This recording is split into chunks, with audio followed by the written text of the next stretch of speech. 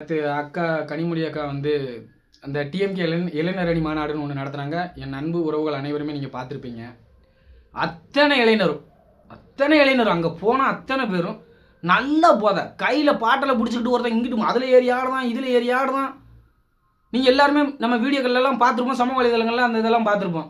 இதே அக்கா அந்த கனிமொழி அக்கா தான் தூத்துக்குடியில் வச்சு ஐயா எடப்பாடியார் முதலமைச்சராக இருக்கும்போது சொன்னாங்க, தமிழகம் வந்து இளம் விதவைகள் மாநாடாக மாறிடுச்சு, தமிழகத்தில் வந்து இளம் விதவைகள் அதிகரிச்சுட்டாங்க, டிஎம்கே ஆட்சிக்கு வந்தோன்னா கையெழுத்து மதுவிலக்கு கையெழுத்து தான், நாங்கள் ஆட்சிக்கு வந்த உடனே எங்கள் தளபதி ஸ்டாலின் அவர்கள் வந்து கையெழுத்து வந்து மதுவிலக்கு தான் கொண்டு வருவோம்னு சொல்லி புழுவுனாங்க. அதே அந்த அக்கா நேற்று நீங்கள் நடந்த மாநாட்டில் நீங்கள் பேசின பேச்சில் நீங்கள் அத்தனை பேரும் குடிச்சிருக்கான், அத்தனை பேருமே குடிச்சிருக்கான், ஒருத்தர் ரெண்டு பேரில் அங்கே வந்த இளைஞர்கள் அத்தனை பேருமே குடிச்சிருக்கான். இதே மாநாடு நீங்கள் எங்கே வேணாலும் பாரதிய ஜனதா கட்சி நடத்துகிற எந்த மாநாட்டுக்கு வேணாலும் போங்க, எந்த மாநாட்டுக்கு வேணாலும், இதுன்னு இல்லை, எந்த மாநாட்டை வேணால் எடுத்துக்கோங்க, ஒழுக்கமாக போயிட்டு ஒழுக்கமாக வர்றதான் பாரதிய ஜனதா கட்சி. என் அன்பார்ந்த தாய்மார்களே, சொந்தங்களே, உங்களெல்லாம் பார்த்து கேட்குறேன், நம்ம பாரதிய ஜனதா கட்சி வந்து பெண்களை தெய்வமாக மதிக்கும். உங்கள் எல்லாத்துக்குமே தெரியும், பாகிஸ்தான்காரன் வந்து நம்ம நாட்டுக்குள்ள வந்து நீ ஹிந்துவான்னு பார்த்து சுட்டு கொண்டுட்டு போனான்.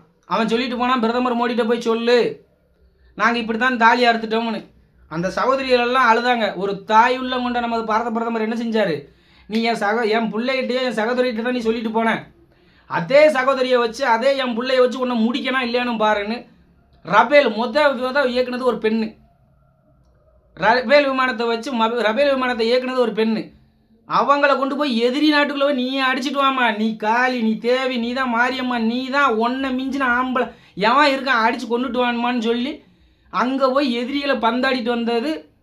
அப்படி பெண்களை வந்து தெய்வமாகவும் ஒரு மிகப்பெரிய ஒரு இராணுவ வீரராகவும் அப்படி மதிக்கிற ஒரு கட்சி பாரதிய ஜனதா கட்சி. ஆனால் அந்த டிஎம்கே காரங்க நீங்கள் எல்லாருமே பார்த்துருப்பீங்க, உதயநிதி பிறந்த நாளுக்கு இந்த எப்படியெல்லாம் அமைச்சர் பெருமக்கள் வந்து அந்த நடிகைகளை வச்சு குத்தாட்டம் போட்டாங்கன்னு நீங்கள் எல்லாருமே பார்த்துருப்பீங்க. இந்த மாதிரி ஒரு கேவலமான ஒரு கவர்ச்சி நடனத்தை யாருமே நீங்கள் பார்த்துருக்க முடியாது கண்டிப்பாக.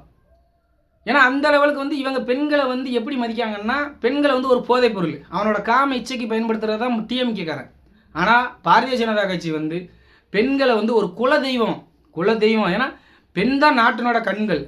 அதை வந்து ஒரு பெண்களோட நாட்டின் கண்களில் ஒரு உறுதியாக இருக்கிறது எந்த கட்சினா பாரதிய ஜனதா கட்சி. என் அன்பார்ந்த தமிழ் உறவுகளை, நம்ம வீட்டு பெண்கள் தைரியமாக நடக்கணும்னா பாரதிய ஜனதா கட்சி அதன் கூட்டணி கட்சியிலே ஆதரிக்கணும்னு பணியோடு கேட்டுக்கொள்கிறேன். நன்றி, வணக்கம்.